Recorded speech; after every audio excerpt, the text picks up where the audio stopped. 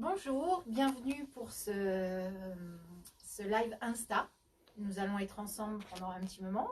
Donc, nous allons commencer par nous présenter. Maud Guillot, en charge des admissions post-bac et bac+2 au sein de l'ECAM. C'est Alexandra Genin. Actuellement, on est CAM 3, donc cycle arts et métiers, après ayant fait mes 2 années de classe préparatoire à l'ECAM. Camille Chevalier, en ECAM 3 Engineering, donc formation 100% en anglais. Je vais vous présenter un peu rapidement les formations à l'ECAM. Nous avons donc la formation arts et métiers, qui est une formation généraliste en 5 ans, en recrutement post-bac, puis bac+2. Nous avons la formation engineering, donc c'est la formation 100% en anglais, double diplômante pour tous, qui ouvre à une spécialité, donc en 5 ans également. Et nous avons 2 formations par alternance, le génie industriel mécanique et tout ce qui touche à l'énergie, donc l'efficacité énergétique et le management des installations. L'ECAM est une école ancienne puisque aujourd'hui nous fêtons nos 120 ans d'existence. Nous avons été créés en 1900. Nous sommes sur Lyon depuis plusieurs années. Voilà. Donc, écoutez, on va commencer par répondre à vos questions. Donc, alors, pour l'instant, les questions. En quelle année peut-on partir à l'étranger? Première question. En quelle année? Vous pouvez partir à l'étranger pour les stages dès la première année, puisqu'il y a un stage opérateur, donc si vous le souhaitez, vous pouvez le faire à l'étranger. Après, vous avez un stage en 3e année et en dernière année, donc vous pouvez partir à l'étranger. Et sinon, pour la formation arts et métiers, il y a un semestre d'études obligatoires à l'étranger dans une de nos universités partenaires en 4e année. Et en engineering, 5e année. 5e année. Si tu veux... Après, il y a également les doubles diplômes aussi en ECAM 5 qu'on peut faire à l'étranger. Donc là, c'est sur 1 an. Et pareil, en ECAM 4, on peut, à la place de faire un semestre à l'étranger, également faire 1 année à l'étranger. Et en engineering, c'est la formation qui en 5 ans prend en compte un double diplôme. Donc l'année à l'étranger est une année entière et pendant cette année entière, on fait la spécialisation qu'on a choisie. Donc on obtient automatiquement un double diplôme à la fin. Donc on a un diplôme d'ingénieur et un double diplôme à la fin. Alors, y a-t-il un recrutement après un DUT? Oui, vous pouvez intégrer donc la formation arts et métiers après un DUT. Donc en ECAM 3 directement. Pour cela, il faut postuler sur notre plateforme interne dossier en ligne, où on va vous demander le dépôt d'un dossier de candidature. Et si votre dossier est retenu, vous aurez un entretien à passer. Donc ça, en général, la plateforme est ouverte actuellement. Vous pouvez faire la démarche de déposer votre dossier. Les entretiens auront lieu après nos entretiens post-bac, donc plutôt de mi-mai à mi-juin. Voilà. Sinon, pour les stages prévus pendant la formation, donc en engineering, on en a 3 à faire. Je pense que c'est pareil en métier. 3 à faire. Donc il y en a un à la fin de la première année, qui est un stage opérateur. On en a un en 3e année, fin de 3e année, et un dernier en 4e année pour engineering. Nous, du coup, c'est pareil, on en a 3. Le premier qui se fait aussi à la fin de la première année, stage opérateur de 8 semaines. Ensuite, on a un stage d'application à faire entre la 3e et la 4e année, de 13 semaines si je ne me trompe pas. Et ensuite, un autre en 5e année qui est du coup sur tout un semestre. Et là, c'est vraiment le stage ingénieur. Quelle est la différence entre la prépa et le cycle ingénieur? Alors, la prépa, c'est une continuité du lycée, on va dire, en étant plus soutenue. Alors que le cycle ingénieur, vous avez plus des cours, il y a plus de pratique et de pratique. Donc tout ce que vous allez étudier, vous allez le mettre en pratique dans les pôles d'enseignement. Alors que la prépa, c'est vraiment très théorique. Oui, en fait, la prépa, concrètement, c'est exactement comme elle a dit, ça va être comme au lycée. On a notre emploi du temps par semaine qu'on suit, on a juste des cols en plus, une colle par semaine et un DS, enfin des DS les samedis matins. Donc on a beaucoup de maths, beaucoup de physique, beaucoup de SI. Effectivement, ça reste très théorique. Donc ce qui est assez différent du cycle ingé où là on passe quand même sur des matières beaucoup plus diversifiées. En fait, on va vraiment commencer à apprendre toutes les connaissances nécessaires pour un ingénieur. On va avoir des matières très différentes, on va étudier plutôt déjà un peu d'énergétique avec de la mécanique des fluides, de la thermodynamique, etc. On va étudier de la conception, on va faire de l'électronique, voilà, donc des matières très très diversifiées et beaucoup de TP, donc effectivement on met plus en pratique ce qu'on apprend. Et concernant engineering, c'est basé sur un programme anglo-saxon. Donc ça veut dire que les 3 premières années correspondent à un bachelor et les 2 dernières années, plus le double diplôme, correspondent à un master degree. On pourrait dire que c'est similaire à la prépa, sauf qu'en engineering, on a un peu plus d'applications. Donc il y a plus de TP, il y a plus de projets. Parce que comme on choisit une spécialisation, on nous présente les spécialisations au cours de nos 2 premières années. Mais ça reste quand même plutôt dynamique, donc avec des DS tous les lundis ou un jour dans la semaine. On n'a pas de colle comme en prépa, mais il y a toujours la même dose de travail.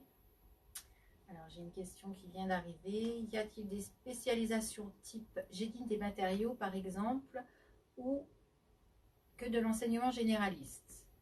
Alors il n'y a pas de spécialisation génie des matériaux. Nous avons dans la formation Arts et Métiers 5 pôles d'enseignement, dont le pôle matériaux et structures, mais il n'y a pas de spécialisation. C'est vraiment un enseignement très généraliste. Donc pour le coup, vous allez avoir un enseignement dans tous les domaines de l'ingénierie. En génie des matériaux, mais tout ce qui touche aussi au numérique, à l'énergétique, au management industriel, voilà. Pour la formation engineering, il n'y a pas de spécialisation non plus en génie des matériaux. C'est vraiment plutôt tout ce qui touche à l'engineering design, robotique IT, le supply chain management, mechanical engineering et product design. À la limite, il y a des colorations dans le cycle ingénieur arts et métiers. C'est-à-dire qu'on a 9,4% de nos cours qui diffèrent un petit peu. Donc il y a 4 colorations, il y a hardware, software, donc ça va être plus sur du numérique, de l'électronique. Il y a matériaux, il y a transition énergétique ou écologique. Donc là, on va faire plus de la thermodynamique plus poussée, etc. De matières comme de l'acoustique. Et voilà. Et le dernier, c'est usine du futur. Donc là, beaucoup de conception, pareil. Ils vont travailler sur un projet et ils vont devoir construire toute une bobineuse. Donc voilà, mais c'est tout. C'est pas non plus une vraie spécialisation. C'est juste une petite coloration au C'est diplôme. quelques heures de cours en plus dans ces domaines-là. Alors, une autre question. Un petit point sur le déroulement des portes ouvertes ce samedi 15 février. Donc, samedi, effectivement, nous avons notre dernière journée porte ouverte. Elle aura lieu de 9h à 13h30. Petit déroulement, vous êtes accueillis. Il y aura des stands auprès de professeurs qui seront là pour vous donner tous les renseignements que vous souhaitez. Il y aura 2 conférences de notre directeur, une à 9h30 et une à 11h. Et il y aura également, vous aurez la possibilité de visiter des pôles d'enseignement. Des visites seront organisées régulièrement si vous souhaitez visiter le campus. Voilà. Il y aura aussi des clubs d'étudiants qui seront là pour parler avec vous, des étudiants qui seront là également pour parler avec vous. Voilà. Alors, le niveau du lycée de provenance est-il pris en compte? Quand vous postulez à l'ECAM via Parcoursup, on vous demande de compléter un dossier. Donc vous avez vos 3 trimestres de première à renseigner, les 2 premiers trimestres de terminale, une lettre de motivation, un CV. Donc lors de l'évaluation de votre dossier, tout est vraiment pris en compte. Donc nous regardons vraiment, je dirais que le lycée de provenance, on le voit par rapport à la moyenne de classe. Donc, et on regarde aussi votre moyenne à vous par rapport à la moyenne de classe. Donc oui, effectivement, suivant la moyenne de classe, ça donne une indication sur votre lycée de provenance et si votre lycée de provenance est un lycée assez élitiste ou pas. Donc oui, tout est regardé.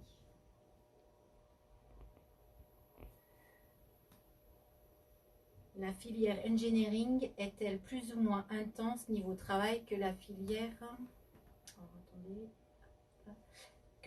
arts et métiers, ou est-ce pareil?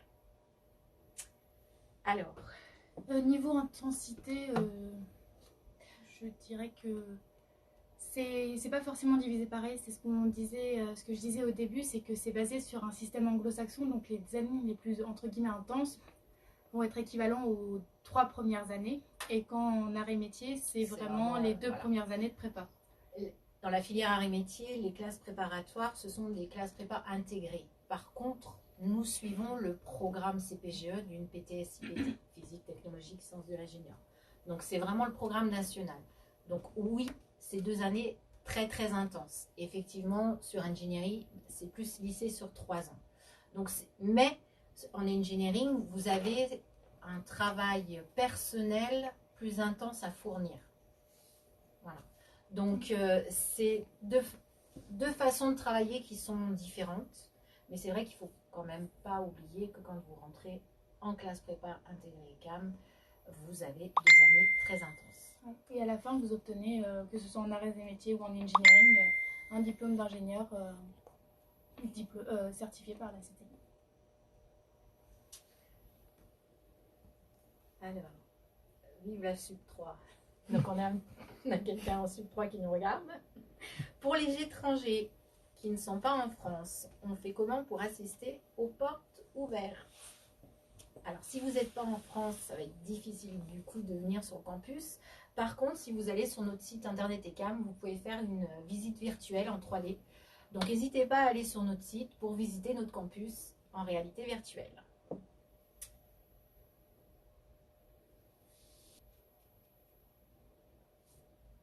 Alors, merci. Quels sujets seront abordés lors des réunions des JPO? En fait, on est là pour répondre à vos questions lors des JPO. Donc, en fait, on répondra à toutes les questions que vous aurez à nous poser. Donc, il n'y a pas vraiment de sujets au préalable qui sont prédéfinis. C'est vraiment suivant votre demande. Comment réussir son entretien d'entrée? Comment réussir son entretien? Donc, c'est un entretien de motivation. Donc, déjà, essayez d'arriver pas trop stressé. Dites-vous bien que si vous venez à l'ECAM pour passer votre entretien, c'est qu'on a jugé que vous avez le niveau nécessaire pour intégrer nos formations. Le dossier académique scolaire a déjà été évalué. Donc, on est vraiment là pour discuter avec vous, pour voir votre motivation, aussi bien envers l'ECAM qu'envers une formation ou une autre. Et c'est vraiment en fait une discussion qui va s'instaurer entre vous et le jury que vous aurez en face de vous. Donc, faut pas stresser. Voilà. Vous travaillez combien de temps par jour? Alors là, je vais laisser répondre Camille et Alexandra. Alors en prépa, forcément, c'est plus élevé. En prépa, l'idéal, ce serait de travailler 1h30, 2 heures par soir, revoir, même faire ses exercices, revoir tous ses cours dans la journée. Et en travail régulier, ça permet d'éviter de se retrouver les veilles de colle ou les veilles de DS avec tous les cours à revoir et apprendre, tous les exercices à faire.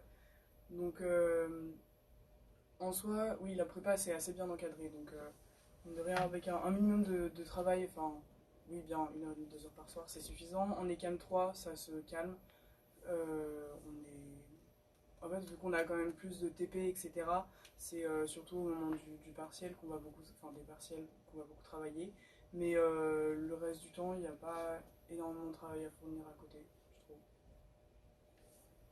Et pour engineering, c'est à peu près pareil comme ce que Alexandra a dit. Les 2 premières années faut essayer de garder une cadence assez continue. De toute façon, les profs, ils encadrent plutôt bien, donc il y aura des devoirs maison à rendre, ça vous force un peu à constamment retravailler les TD que vous avez fait, revoir les cours. Et il y a des examens tous les... moi, à mon époque, c'était tous les lundis, donc soit pour voir pour les examens, et après, en troisième année, ça se calme un peu plus, un peu moins, pardon. Oui, ça se calme. Ça se calme un peu, ouais. On a moins d'examens, on en a toujours, mais pas toutes les semaines. Donc ça vraiment, ça dépend quel examen on a et les projets, surtout s'il y a des projets à rendre. On a beaucoup de temps en autonomie pour les travailler.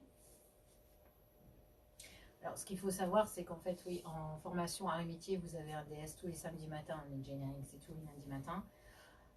Pour les classes prépa, dans la formation art et métier, il y a aussi 2 heures de colle par semaine. Voilà, donc effectivement, ça vous oblige de toute façon à faire un travail régulier et constant. Ça, c'est le secret pour réussir les 2 premières années, voire les 3 premières années, quoi. Si on a refait le bac, ça peut être un frein pour être admis à votre école. Non. Si ta seconde terminale a été excellente, ça ne sera pas un frein. Voilà. On regardera de toute façon ton dossier dans son intégralité, comme je l'ai dit. Donc, il y aura pas de, ça ne sera pas pénalisable pour toi. Quels sont les débouchés de métier pour engineering et art et métier, et qu'est-ce qui vous a encouragé à choisir cette filière? Alors, les débouchés, je vais répondre. Sur la formation art et métier, elles sont multiples, puisque c'est une formation qui est très pluridisciplinaire et généraliste. Donc, vous pouvez aller travailler dans tous les secteurs d'activité. Il y a un taux d'insertion qui est très très fort, puisque nous avons 60,3% de nos promotions qui trouvent son CDI choisi avant même d'avoir son diplôme, et dans différents secteurs d'activité. Pour la formation engineering, nous aurons nos premiers diplômés en 2021. Donc les débouchés, pour l'instant, nous ne pouvons pas répondre à cette question. Alors, qu'est-ce qui vous a motivé pour choisir et art et métier et engineering? Moi, du coup, j'avoue que le fait d'être ingénieur généraliste, je pense que c'est un peu comme beaucoup qui sont à l'ECAM. On ne sait pas encore trop ce qu'on veut faire quand on est en terminale, et ingénieur généraliste, ça permet de partir dans énormément de domaines différents. On a des cours, des TD où il y a des anciens ECAM qui interviennent, et quand ils racontent leur parcours, on se rend compte de toutes les possibilités qu'on a. C'est-à-dire que déjà, on peut aller travailler dans tous les secteurs d'activité, mais aussi avoir des métiers très différents. On peut avoir des métiers où on va voyager, des métiers dans un bureau, on peut travailler dans des agences de recrutement, on peut travailler dans des boîtes de conseil, dans des bureaux d'études. Donc c'est très très large. C'est le gros avantage en fait aussi de la formation généraliste. Et moi, ce qui m'a interpellée dans le programme engineering, c'est que de 1, c'était 100% en anglais, donc ça me permettait de continuer, parce que j'étais dans un lycée américain avant, donc ça me permettait de continuer mon apprentissage tout en anglais, avec pas mal de personnes qui viennent de l'étranger, qui ont un bagage, un assez gros bagage de diversité, et aussi ça reste, même si on a un double diplôme et des spécialisations en engineering plus qu'en art et métier, ça reste quand même généraliste, et on voit plein de domaines différents comparé à une école où on choisirait directement biologie ou mécanique. Donc c'est ce qui est vraiment pas mal, et on est vachement accompagné sur ce qu'on veut faire plus tard. On a des soirées carrières, on a des entreprises qui viennent nous voir pour discuter de comment ça fonctionne. Donc ça nous permet vraiment d'avoir une belle ouverture sur le monde de l'ingénieur. Quelles sont les questions posées lors de l'entretien? Quelles en sont les attentes? Quelles sont les erreurs à ne pas faire? On ne va pas tout vous dévoiler avant. lors de l'entretien, comme je l'expliquais tout à l'heure, c'est vraiment une discussion. Il faut que vous nous montriez pourquoi on devrait vous choisir vous plutôt qu'un autre. Qu'est-ce qui fait que vous seriez un bon étudiant ECAM? Voilà. Nos attentes, pour nous, c'est d'avoir un jeune qui est dynamique, motivé, curieux, voilà. Après, les choses à ne pas faire, bah, c'est arriver à l'entretien en étant un peu je m'en foutiste. Ça, c'est pas très bien vu. Avoir un comportement correct, quoi. Voilà. Il n'y a pas de, il n'y a pas forcément de secret ou de choses à ne pas faire, quoi. Enfin, voilà, vous êtes à un entretien de motivation, donc montrez que vous êtes motivé.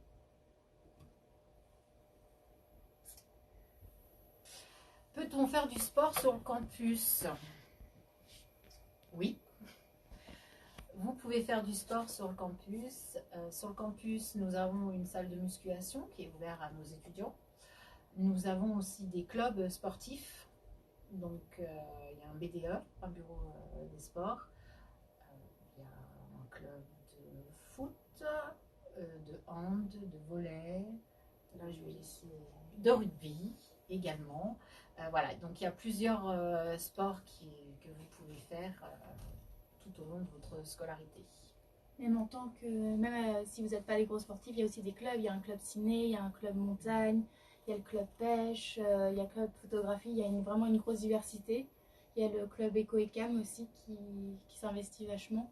Et s'il y a un club que vous aimeriez monter, il n'y a pas de problème. L'ECAM est relativement ouverte pour... Chaque année, on peut avoir des nouveaux clubs. Il y a le club pêche là maintenant qui s'est ouvert. Il y a une vie étudiante très riche et vous pouvez faire plein de choses à l'ECAM en dehors de vos études. Y a-t-il une cantine? Une cafétéria Crous. Alors, on a une cafétéria du Crous sur le campus du Haut. Pour les 2 premières années de classe préparatoire, ils ont accès aussi à la cantine des Lazaristes.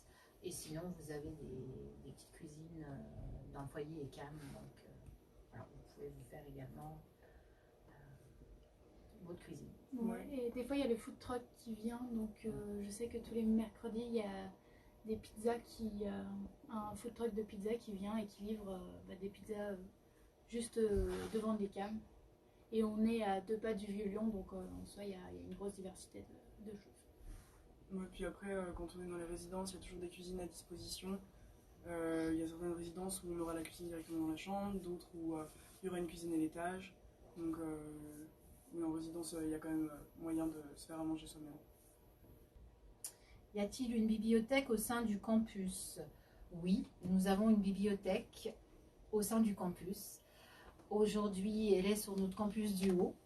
Elle va bientôt réintégrer le campus du Bas. Et donc, c'est une bibliothèque scientifique et technique avec beaucoup d'ouvrages qui pourront vous aider lors de vos années à l'ECAM. Y a-t-il de la chimie en arts et métiers? Non. Il y a de la chimie appliquée un peu en sciences des matériaux, mais voilà, c'est pas. Il y a plutôt des mathématiques appliquées, de la physique appliquée, la chimie dans la formation arts et métiers, puis même en engineering. On en fait en première année, voilà. mais Même pareil en prépa, un peu. pour donner les bases. C'est vraiment. C'est pas. Si vous voulez faire que de la chimie, il ne faut pas du tout rentrer à l'ECAM.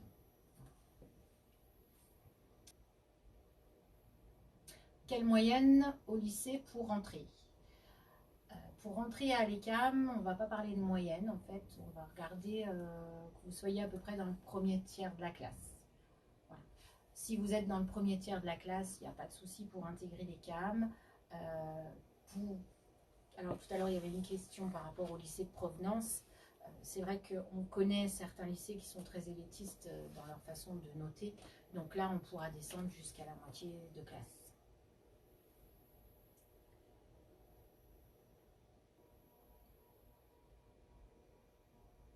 Différence entre la formation continue et alternance, travail requis, embauche.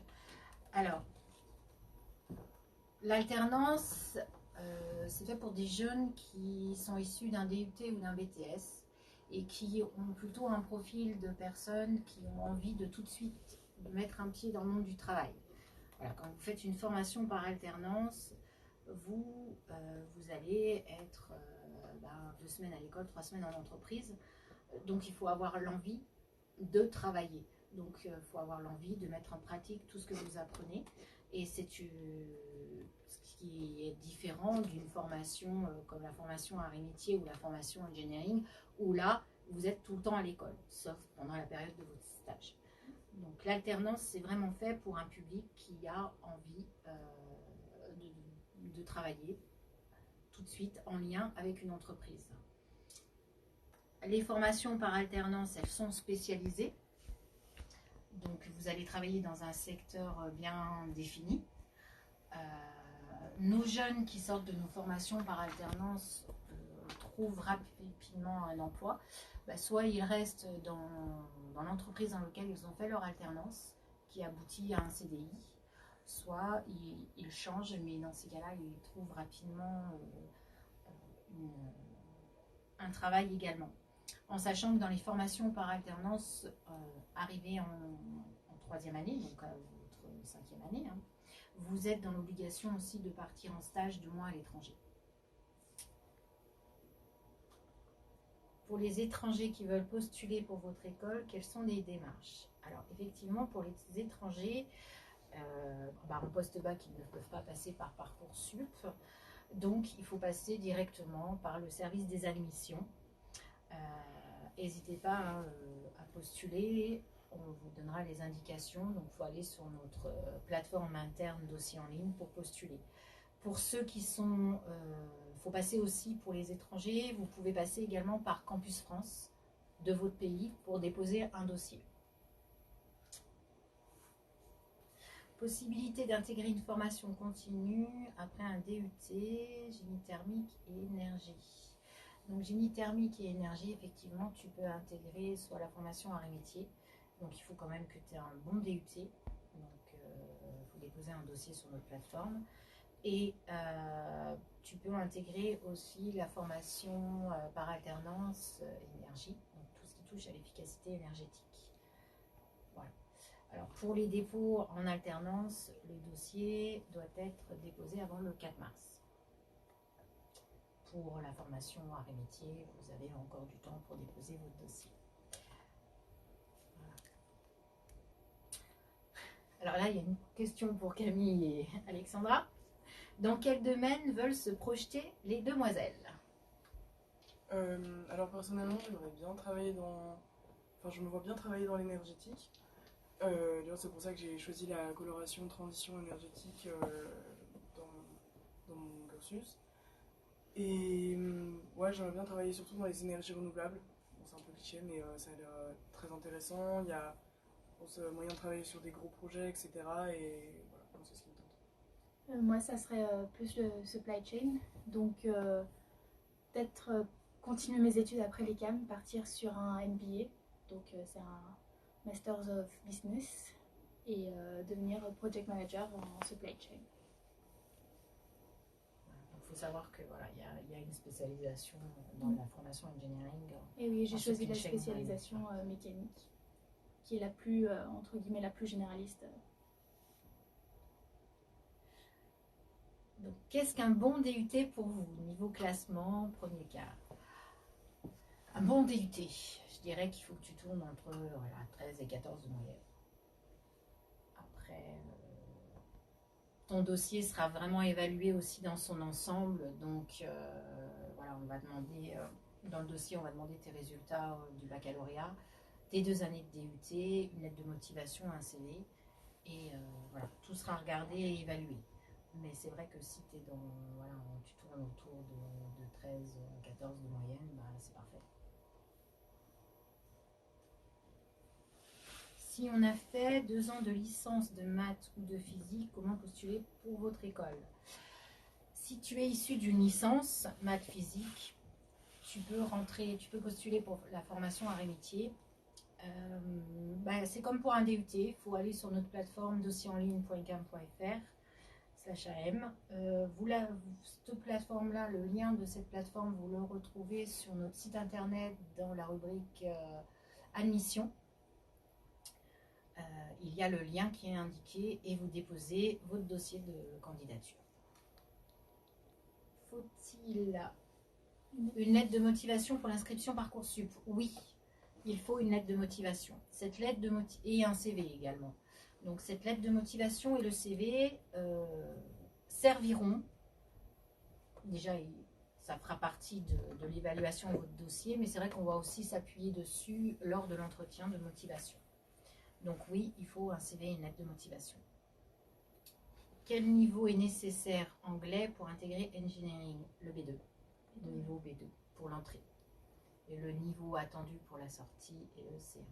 Et le C1, ouais, on est obligé d'obtenir, on passe le IELTS, qui est un certificat d'anglais qui est donné par le British Council. Et il faut avoir le niveau 7 obligatoire, donc valider niveau C1 pour pouvoir obtenir son diplôme d'ingénieur engineering.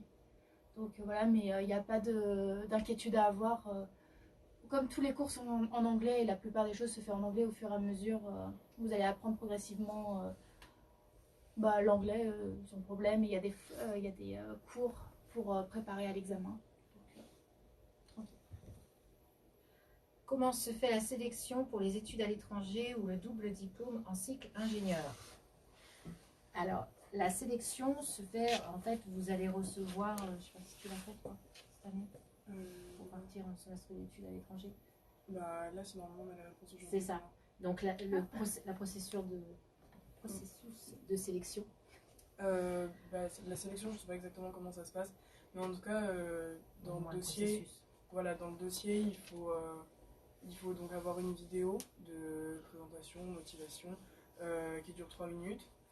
On est censé mettre un CV en français et un CV dans la langue du pays, dans la langue d'enseignement du pays où on veut aller, donc la plupart du temps c'est en anglais, et lettre de motivation. Et après, ils évaluent ça. En fait, tout le dossier il va avoir une note sur 20, donc il y a 14 points qui sont donnés par rapport aux notes, aux résultats aux examens. Et ensuite, donc 6 points qui sont sur vidéo, CV et lettre de motivation. Après, c'est les CAM qui donnent son accord ou pas, donc il faut qu'ils fassent 3 vœux. 5 maintenant, vu que en fait, tout voilà. la promo doit partir. Donc, ils doivent faire 5 vœux et en fonction de cette notation du dossier, de leurs résultats académiques, ils seront orientés vers leur vœu 1, vœu 2, vœu 3 ou vœu 4. Et après, il faut aussi l'accord de l'université qui va les recevoir. Donc en général, c'est vrai que l'université fait confiance quand même à l'analyse de l'ECAM. Et certaines universités vont demander à ce que l'étudiant passe un TOEFL ou pas toutes. Ou TOEIC. Voilà. L'option internationale du baccalauréat anglais sert-il de preuve de niveau d'anglais pour engineering? Non, il faut vraiment que vous ayez un niveau B2 et que vous ayez, dans ces cas-là, quand vous allez vouloir postuler pour la formation engineering, la sélection va se faire sur dossier entretien, mais test de niveau d'anglais.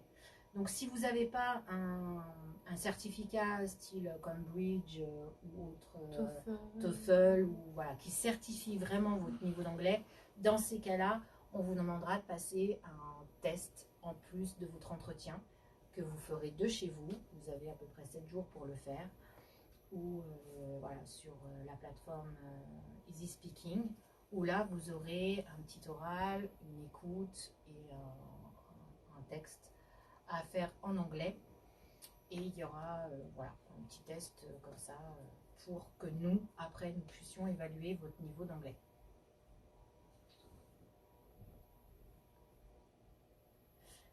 Comment s'est passé l'entretien pour les filles? Je sais pas si vous vous souvenez. Moi, ça s'était plutôt bien passé. J'y étais vraiment pas du tout allée stresser. Donc ouais,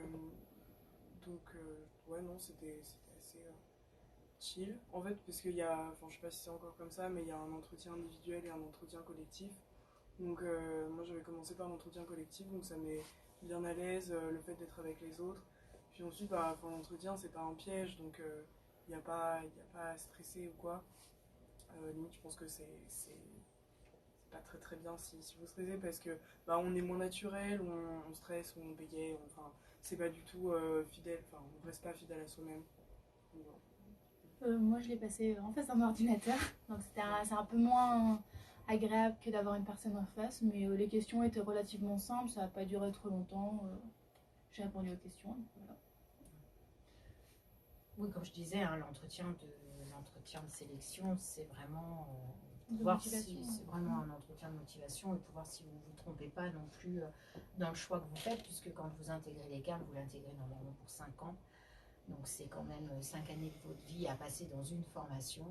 Donc nous, notre but, c'est que les étudiants qui intègrent les CAM s'épanouissent dans leur formation. Donc en fait, voilà, c'est vraiment pour voir si vous ne vous trompez pas dans vos formations. Pas de stress à avoir pour l'entretien. Alors, on a un petit commentaire qui nous dit faites des lives comme ça régulièrement, c'est cool. Merci. Il y a quelqu'un qui nous dit qu'il est passé de la 23e à la 8e place. Bah, c'est très bien. Continue comme ça. J'ai entendu parler d'un test similaire au TOEIC, mais pour évaluer... Ouais, le niveau de français, si, pareil pour la formation engineering, si vous n'êtes pas français, il y a un niveau de français qui... ils vous font passer un test de français pour évaluer votre niveau de français, juste pour vous mettre un test de positionnement, pour savoir dans quel niveau de français vous appartenez. Voilà, parce qu'après, en test, quand vous avez des cours de langue, vous avez mis dans des groupes de niveau, en fait. Voilà. Après, même en arrêt métier, il y a aussi la certification Voltaire Oui. à avoir. Il faut la valider pour avoir le diplôme. Voilà, donc la certification Voltaire, si vous en avez pas entendu parler, c'est un niveau de français, on va dire, en orthographe. Voilà. Parce que quand vous êtes ingénieur, il faut quand même savoir écrire. Bah écoutez,